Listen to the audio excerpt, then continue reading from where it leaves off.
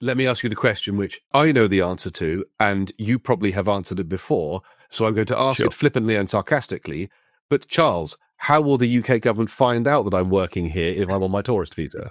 Well, it's a good question. I mean, the reality is they probably won't. But what we are finding sometimes is that, if you come at border control and they start asking you some interesting questions, you're coming in, even as a non-visa national, and you come in and they say, what are you doing here?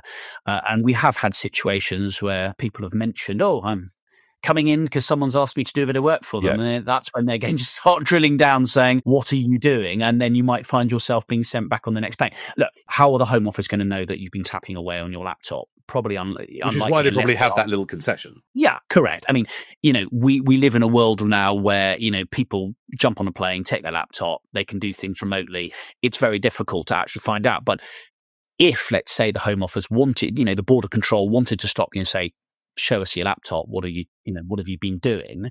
Then you could run the risk of them saying, well, you're not allowed to be doing that here. So it's not worth it. The rule is follow the rules. But if you find that you have to do a bit of ad hoc work whilst you happen to be visiting your great aunt here, well, then the reality is, under the current terms, then you can do that. But otherwise, you've got to get a work visa. Fine.